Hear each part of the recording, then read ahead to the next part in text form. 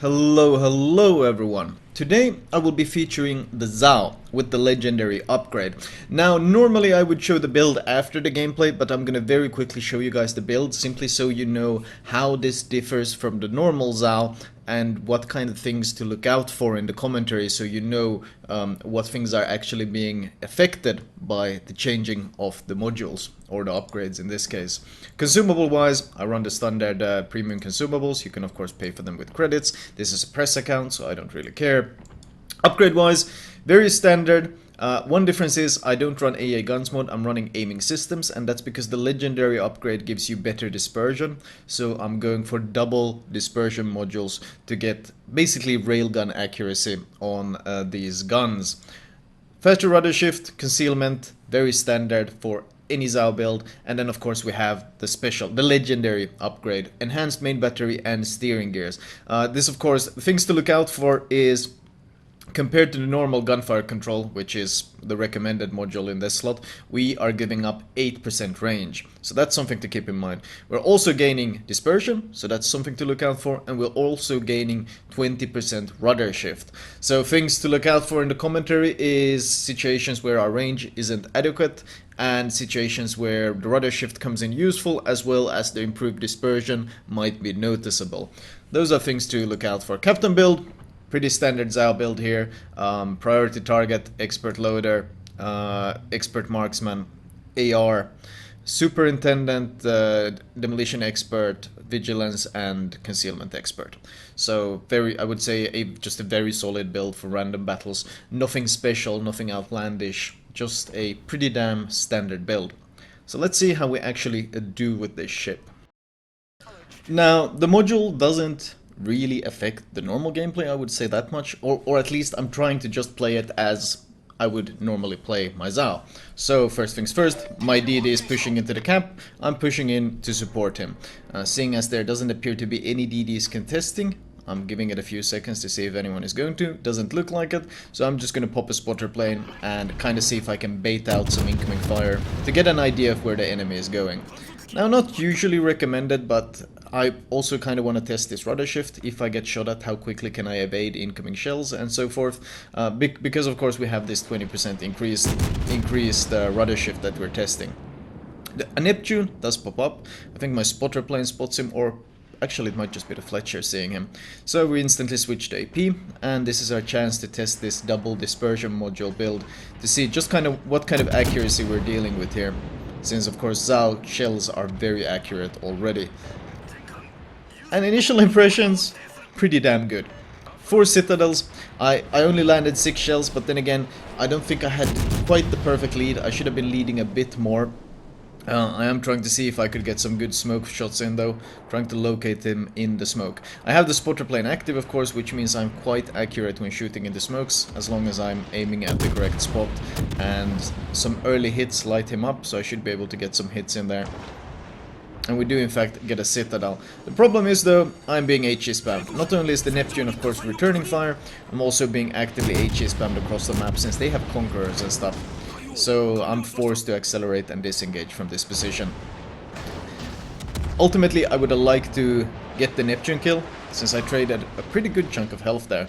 But I do kind of like baiting people into shooting me, and I do like playing aggressive whenever I feel I can get away with it. I will admit that was a pretty risky play though. I was giving a lot of broadside to these battleships, and if I was playing another cruiser, for example Moskva or Des Moines, I probably wouldn't have been quite as happy giving that much broadside. Here's something to note. I would have liked to keep shooting the Conqueror, because he was pretty much sitting still behind that island, but I don't have enough range to do so. If I was running range module, I would have 18.8 km range, and I could actively shoot the Conqueror. But because I'm running this legendary module, it is in fact not possible.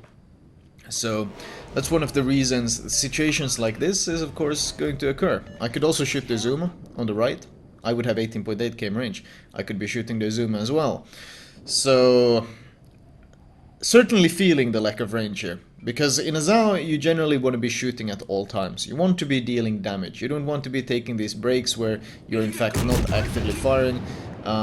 you want to be ducking the entire time. Especially when you're dealing with as many battleships as they have on the enemy team, high tier ones especially, double conqueror. You want to be putting as much pressure on them as possible, and because of the lack of range, I'm not able to put as much pressure as I would like. However, though, the rudder shift is of course a bonus. We'll see how much it helps us. It should allow us to play a bit closer to the enemy than we normally would. Although one must question if me giving up a third or a quarter of my health so early on was worth it, considering I did not secure the Neptune kill. Getting some good hits on the Alsace. Going to see if I can slow down behind this island. There's this gap where I can lob shells that I'm trying to utilize right now. Accuracy on this HE spam is of course devastatingly, like the dispersion is devastatingly accurate. Now I might not always be landing on my shells, but that's mostly because my aim isn't perfectly on, or he's turning out, or whatever excuse. Ultimately, I think the dispersion looks very solid. I forced his repair with some additional fires. He was smart enough to not repair the first fire. The problem here occurs is that we can see him sailing out of my range. So instead of enjoying this comfortable position in cover, where I could spam him some more, I'm kind of forced to give chase. Because I need to be able to lead, to be able to... So my shells can actually reach him, because he's actively sailing away from me. So I'm forced to leave my cover to shoot him. So this is once again, we are kind of feeling this legendary upgrade. We're feeling the lack of range. So I think especially in the early parts of games, like here, it's going to be noticeable. It's going to feel like a downgrade. Now of course the dispersion is great. I mean, I'm landing 9 out of 12 shells. It's an Alsace, so he doesn't really have the armor to deal with the incoming fire. So we're putting a lot of pressure on him. Ultimately though, I think it's time to get undetected, because I've kind of pushed into crossfire and my team's positioning is really bad. All of my battleships are actually on my left flank.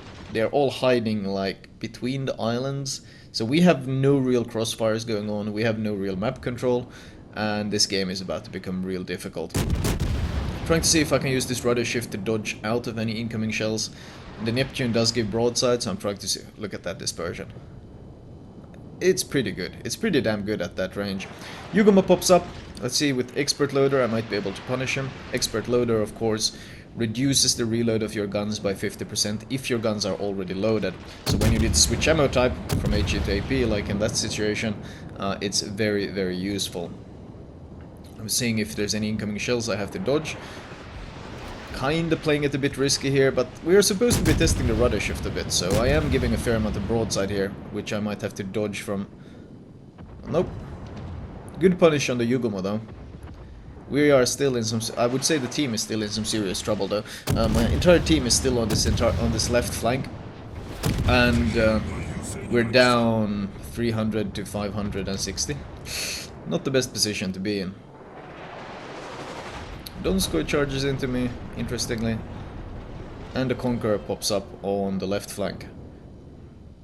Honestly, he's so isolated. If my team focuses him with me, we might actually be able to take him down, because he's very exposed. So obviously I'm gonna start hammering him as much as I can, angling towards the rest of the enemy fleet, and just gonna start focus firing this Conqueror. Conqueror is even actively shooting. Well, he does have a lot of health, but I don't think he understands how quickly I can burn through that health if I get the opportunity. One fire set. Looks like he runs fire prevention though. That's gonna make life a lot harder. Someone else sets a second fire. And I have to pop spotter plane because he's already starting to leave that range.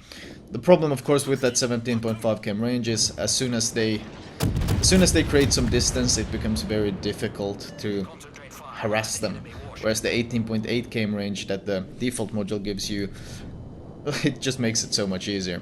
Having the spotter plane, I think, is an integral part of this build. I don't think you can play this legendary module without having the spotter plane, because situations like this where I know his damage cond and I need to put more pressure on him, without the spotter plane I would never have been able to get that fire. I wouldn't be able to shoot him right now. So spotter plane is absolutely a key part of this build. Absolutely a key part. Can we get a second fire? Not really. Someone is ramming into me. I'm gonna have to turn out. He's about to leave my spotter plane range as well, though. I think we'll get one more volley off. My team is really struggling to land any shells on him, which is of course a big issue because it would have been very useful to get rid of this Conqueror now, because if he gets to disengage, which it looks like he will of course be able to heal up significantly, because most of the damage done to him is HE and fire, and Conqueror's heal is very good at that. We're making a full turn though, making use of Expert Loader to switch to AP to deal with this Zhao. The idea is of course to catch him off guard. We shoot, but sadly our Donskoy on our left shot just a few seconds earlier, so the Zhao decided to turn in towards the Donskoy shells, and in doing so happened to angle against our AP as well. I do stick with the AP though, because he's caught in such a crossfire, he's gonna have to angle, so I'm just gonna patiently wait for him to turn back in, which he does right now, and I switch to HE as soon as I finished firing, because I expect that to be a kill. I'm not really sure if how much we can tell with the dispersion at that close range. Honestly, I don't think the module has too much of an impact at that close range. Regardless of using it or not, that should have been a guaranteed kill. Dodging some of the incoming torps, trying to put some fires on the Alsage, trying to put some pressure on him. Shimokaze pops up, helping our Fletcher, of course. We need to get rid of these DDs. We're still 300 points down. Sadly, he smokes up. So I do land 5 hits on him, but that's not going to be enough. So we're going to put more pressure on this Alsage, who's caught kinda in the open in B. Once again, we're slowing down behind islands. This is something I highlight with all cruisers. Whenever you have an opportunity to deal damage without taking any damage in return, without even risking taking any damage in return, you should take this opportunity. You're not like a battleship. You're not tanky to be able to, and you shouldn't even be actively trying to tank. Your DPM is your strength. You deal the raw damage. That's what a cruiser does. So if you get opportunities to just deal this raw damage without taking any in return, you should absolutely grasp every opportunity. That's why I'm happily reversing behind this island, and I'm no doubt going to be able to secure this kill, because he was forced to damage con, and I get a good volley in on him, which does finish him off. We're still down 200 points, but the pressure we're putting in is very good. I'm using Expert Loader to switch to AP. Sadly though, the Henry is accelerating, and I don't think I can shoot over the highest part of the island, so I'm taking a bit of a more lead. But the Henry is turning out, so those shells are going to land short. Pretty unfortunate position for that island to be right between us. Expert Loader comes in a second time though, as I switch back to HE, as I see the Izumo is pushing into B pretty aggressively. And once again, I still have these smokes between me and the other enemies, and I have this island that I can use. As I mentioned earlier, if you get a chance to use cover in a cruiser, use it. And the raw HE damage on a ship like Izumo is of course tremendous, because Izumo only has 32mm plating, and your HE has absolutely no issues penning and just dealing heavy raw damage to him. So we're gonna be seeing 4 to 5k volleys, HE volleys every single time, plus of course the fire chance. I have to be careful, I have to kind of be ready to accelerate at any point, because if the DD, I don't know where the Shima is right now, and if I'm firing, my concealment of course increases significantly, or well, decreases, and the Shima can easily spot me if we're just opening fire. Izumo has damage con, I get a second fire. I keep accelerating now because I want to keep the island between me and him as long as possible. At this range, Izumo AP is very scary. Starting to turn in. Continually accelerating. Second fire, I aim for the back of his ship this time. So we got double fire. The next volley I'm going to aim for the front of his ship to see if we can get a third fire on his nose. Confederate and high caliber goes to us. He is turning in, which is a slight bit. We do hit him for 4k. He finally spots us though, or actually I think it might... Yeah, it is him that spots us. And the rudder shift comes into play here as we turn in heavily. And we actually managed to dodge the shells very comfortably. I think we bounced one of the shells on our belt armor. And we have to turn hard left again to dodge the incoming shells from the left. I don't know. I would say rudder shift most likely was quite useful in that situation. 20% rudder shift. In a sense, we did get a bit fortunate that we didn't get citadeled from that Conqueror volley. But on the other hand, we were already turning before his shot. And he might have been caught off guard by how quickly we were turning because of the faster rudder shift. Debatable, debatable. That's the thing with some of these upgrades. It's hard to tell. He got the Conqueror got undetected because the Fletcher went behind the smoke, so we had no one spotting him. So I popped my spotter plane to give us vision of him, so we can keep dealing damage to him. The Fletcher shot while I think the Conqueror had a plane in the air or something similar, or I think the Shima was actually spotting him. So the Fletcher got killed by the Conqueror, and we're down 500 points to 900 points. So we're in pretty huge trouble. Luckily though, the Donskoy is capping B, and if he's smart, once he's capped B, he's just gonna push C. He's the best person to do it, because the Donskoy of course has radar, which means he's very good at dealing with that Shimakaze, and he can just bully him out. Still though, they are gaining points, and I'm just trying to put as much pressure on this Conqueror as possible. I'm using the smoke to my advantage, but I'm slowing down here. I can't afford to sail around this island. Especially since my Minotaur is going for single target torps, and he launched them all the same line, so he tried to go for 6 hits instead of going for 1 hit. That's kind of a common mistake. Getting 1 hit with a high percentage likelihood is much more valuable than a low chance of landing all 6 torpedoes. And that's something a lot of Minotaurs go for. They try to go for those perfect 6 torpedo hits instead of just going for the one that would probably be much more valuable. Still though, I'm reversing, I'm peeking my back turrets around the island, so I'm undetected, but I'm still able to fire, and thanks to this I'm able to secure this Conqueror kill. We're still 300 points down though, but the Donskoy is moving towards C. He's of course the fastest of us that is left. The Donskoy is a very fast cruiser, so he should have no issues making it to C before they can actually flip, or before they can turn this game around. The problem is though, we need kills. Absolutely no doubt that we need kills. We are down 300 points, almost 300 points, and there's only 3 minutes 40 seconds left. So that's why I'm trying to put as much pressure on this Tirpitz as possible. I reverse, I'm trying to keep the smoke between me and him, and let the Minotaur spot him. I think it damage conned my fire. Problem is, he's about to go behind the island. No fires. I think I'll get one more volley before it gets undetected. Yeah, I could really use some fire RNG there. I'm not sure what the Minotaur is doing. I think he realizes we need a kill as well. 6 hits, no fire. That's a bit unfortunate.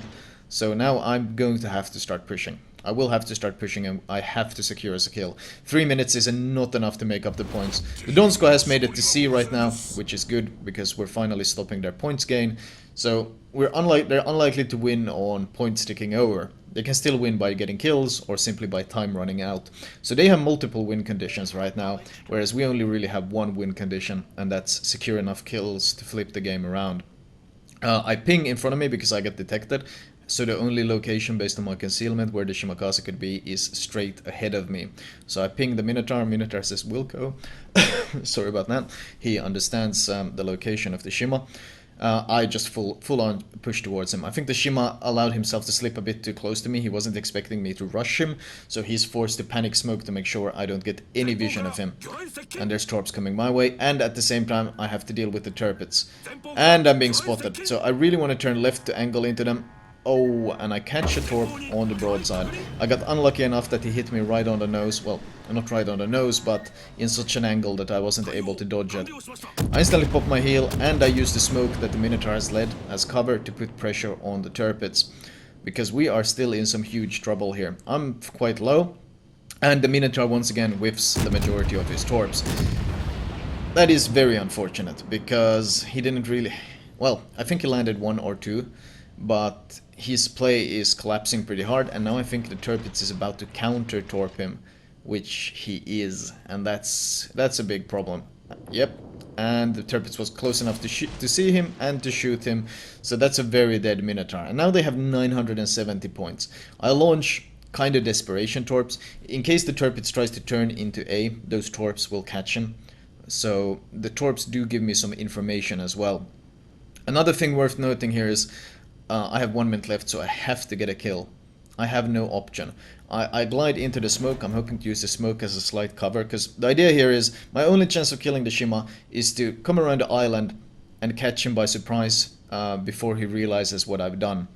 Now hopefully they will think I'm staying on the south side, and this rushing around the island will catch them by surprise, because this is right now our only chance of victory. I get detected, and I'm actually close enough to catch the Shim off guard. He wasn't expecting this flank, and before he can create distance, before he can get undetected, I have secured the kill. So now we're only 30 points behind, 30 seconds left, and I know with triple cap we can easily claw back those points, but I am kind of tempted to get my Kraken. I am kind of tempted, but I have to turn hard left because there's incoming torpedoes, and the rudder shift comes in here because I'm able to turn left and then wiggle back to the right, which moves my stern out of the way of the incoming torpedoes at the very last second. And at this point I decide it's not worth it going for the Kraken. I'm just gonna angle in, nose in, I damage counterfires, I pop my heel to survive these last few seconds, and 953 to 925, we actually managed to turn this game around, and we managed to win this game. Ooh, very satisfying win, I might say. 282k damage, 15 fires, not really that much. 4 kills, no Kraken sadly, 6 citadels, and we got some achievements, because this is of course the press account, and we got Arsonist, Confederate, Dreadnought, Witherer, and High Caliber. Once again, sadly no Kraken, but overall still a very good game. If we look at the team score wise, we can see that we did break 3k base XP, 3.1k base XP I guess it's rounded to. So a very good game. I did compliment the Donskoy, because the Donskoy using his speed to cap B and C was one of the big contributing factors to securing this win. So he played well. Well done, Silly Pig. That was pretty much the best choice he could have made in his Donskoy. And detailed report wise, well, 2.4 million potential damage, 173k HE, 41k AP, most of it on the Neptune early on, a bit on the Zao at one point as well. Fire damage, Wither 68k, and we tanked about 57k raw damage as well. So, the question is, how do we feel about this module after seeing this performance? This was a full 20-minute game with plenty of different situations, dodging torps, dodging shells, using AP, using HE, lots of playing around the map, lots of different situations, and I don't know. I don't really know. It's really hard to make this call. There were situations where I could have dealt significantly more damage in the early game. In the early game especially, I could have dealt significantly more damage if I was running the range module, because there were times where the battleships just sailed out of my range and my spotter plane was on cooldown, and I simply couldn't deal additional damage to them. On the other hand, there were situations like towards the end where I don't know if I would have been able to dodge that Tirpitz torpedo and survive if I wasn't running that additional 20% rudder shift. Also, of course, the improved dispersion no doubt helped in just doing raw damage when they were within range. So this is going to be a really tough one. This module is going to be a really tough one to recommend or not recommend. I still think because of the lack of range, it might not be quite as valuable in competitive, because in competitive it's so important to secure those low HP ships that are sailing away. Because good players, when they start getting punished, they start getting low, they'll start kiting away from you and trying to create distance and just trying to survive. And being able to secure them then is incredibly important. On the other hand, the improved dispersion means that your AP volleys popping up from stealth on some Hindenburg, that the AP volley will be more punishing, and being able to actively dodge incoming torps and shells from battleships suddenly popping up from stealth. This is a tough one. This is a really tough one. I think as of right now, I'm gonna put this down to flavor. It's a pretty good upgrade in that sense, because if it makes me really uncertain, should I recommend it or not, I think it's a pretty damn well balanced upgrade. It's really good, but is it necessarily better than the range? I don't know. But that's a sign of pretty damn good balance to me, because I don't know if it's better or not. I need to play more to make up my mind. So, interesting. Very interesting indeed. Thank you guys for tuning in. I'll try to feature the Yamato one next, since I've been testing that upgrade a fair amount as well. I hope you guys enjoyed this battle, and I'll talk to you guys later.